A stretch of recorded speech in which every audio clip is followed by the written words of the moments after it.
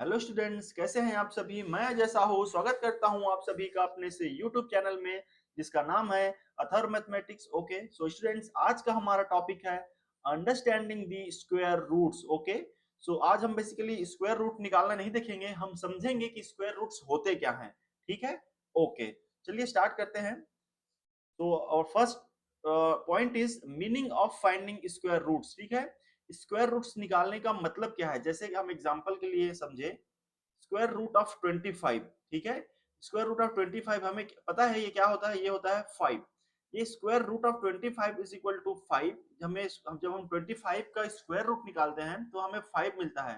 तो बेसिकली इसका मतलब क्या होता है, व्हाट इज इट्स मीनिंग, ये हम समझने की कोशिश करेंगे। ठीक है, उसके बाद हम समझेंगे geometric meaning of square roots. Okay, तो स्क्वायर रूट्स हम जो फाइंड आउट करते हैं उसका जियोमेट्रिक मीनिंग क्या होता है ये समझने की कोशिश करेंगे। तो चलिए स्टार्ट करते हैं। फर्स्ट हम जियोमेट्रिक मीनिंग से स्टार्ट करते हैं। ओके, इसके लिए हम क्या लेते हैं, एक स्क्वायर बना लेते हैं। सपोज करो ये क्या है, एक स्क्वायर है। ओके, एंड इस स्क्वायर का जो एरिया है जस्ट हम सपोज करते हैं ये है 144 centimetre square. The area of this square is 144 centimetre square. Okay, so हम यहाँ लिख लेते हैं एरिया ऑफ स्क्वायर जो हमने एज्यूम किया है वो क्या है, 144 सेंटीमीटर स्क्वायर है। ओके, एंड जस्ट सपोज करो इस स्क्वायर का जो साइड का लेंथ है वो क्या है, ए सेंटीमीटर है। ये भी हमने इमेजिन कर लिया। ओके, एंड स्टूडेंट्स हमें पता है एक स्क्वायर का जो एरिया का फॉर्मूला होता है वो क्या होता है, area of square is given by side square. ठीक है, मींस ए स्क्वायर। इस स्क्वायर के केस में इसका एरिया क्या हो जाएगा, ए स्क्वायर हो जाएगा, है ना। हमें पता है ना किसी स्क्वायर के साइड, किसी स्क्वायर का जो एरिया होता है वो साइड इंटू साइड से दिया जाता है। Side into side mean side square means a square हो गया। ओके, तो अल्टीमेटली हम क्या लिख सकते हैं, इस स्क्वायर के इंटरेस्ट में हम क्या लिख सकते हैं, a square is equal to 144। Now हमें क्या फाइंड आउट करना है, इस स्क्वायर का साइड का लेंथ फाइंड आउट करना है, मीन्स हमें ए फाइंड आउट करना है। अब आपके पास इस डेटा के माध्यम से ए स्क्वायर इज इक्वल टू 144 हमें दिया हुआ है। क्या आपके पास कोई टेक्निक है, कोई माध्यम है जिसके थ्रू आप इस स्क्वायर के साइड का लेंथ फाइंड आउट कर सकते हो। ओके, हम एक और एग्जांपल लें। जैसे जैसे कि सपोज करो एक हम यहाँ पे रेक्टेंगल ड्रॉ करते हैं। Okay, and this is the diagonal of rectangle.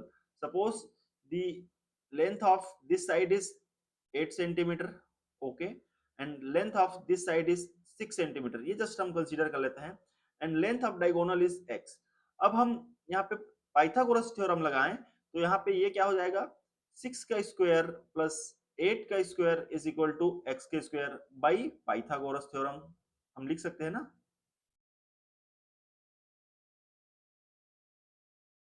Okay, अब इसको सॉल्व करिए, ये आपको मिलेगा 6 के स्क्वायर मीन्स 36, 8 का square means 64 is equal to X का स्क्वायर। ओके, हम इसको ऐड करेंगे, ये मिल जाएगा 100 इज इक्वल टू एक्स के स्क्वायर।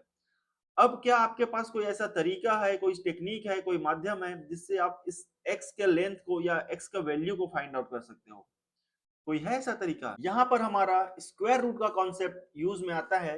जैसे कि A square is equal to 144 के केस में, एंड मैं यहाँ लिख लूं X square is equal to 100 के केस में, हमें यदि x और a का वैल्यू फाइंड आउट करना है, यदि हमें यहाँ पे x का वैल्यू फाइंड करना है एंड यहाँ पे a का वैल्यू फाइंड आउट करना है, तो इसके लिए हम क्या ढूंढे, हम कोई ऐसा नंबर ढूंढे जिसका स्क्वायर 144 है। ओके, और यहाँ पर हम क्या नंबर ढूंढे, कोई ऐसा नंबर ढूंढे जिसका स्क्वायर जो है 100 के इक्वल है। ओके, तब जाकर के यहाँ पे हम x और a का वैल्यू फाइंड आउट कर सकते हैं कि नहीं।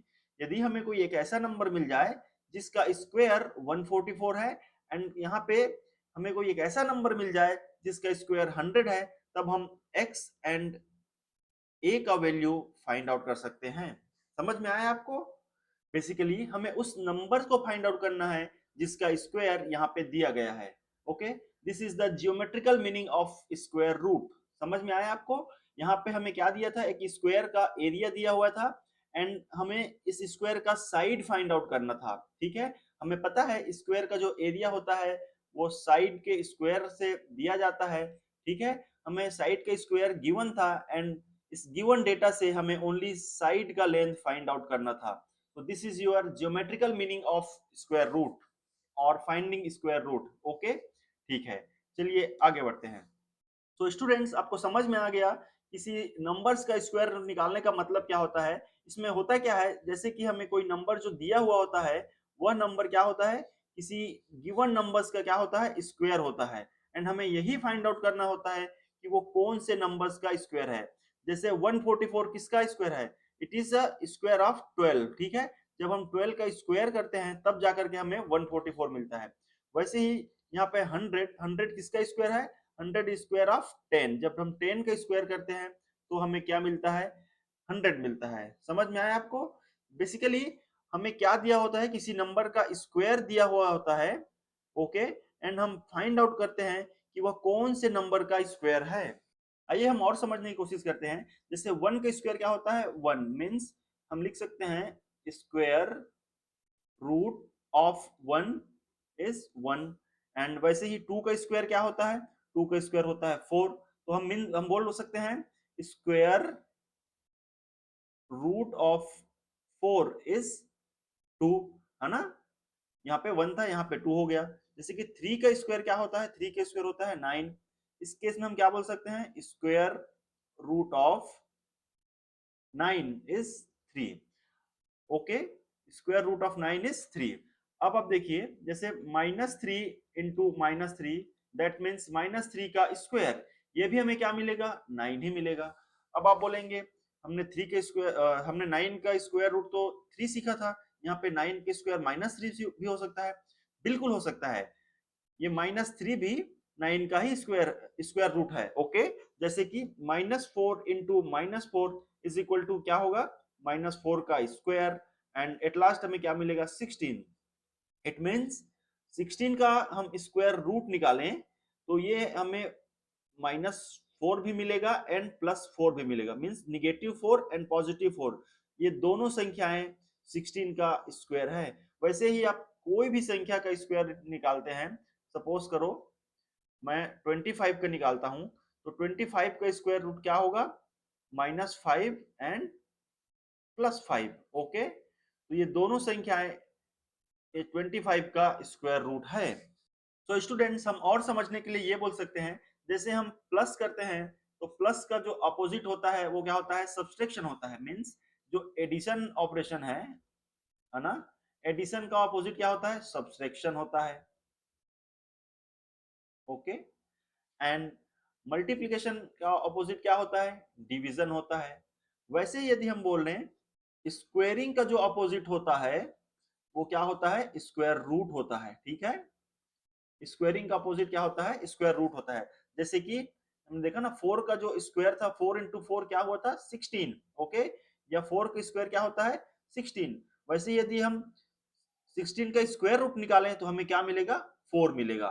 ओके, समझ में आया आपको। ओके, तो स्टूडेंट्स हम जस्ट समराइज कर लेते हैं कि हमने क्या क्या स्टडी किया। देखिए, basically finding numbers whose square is given is known as finding square root. समझ में आया आपको।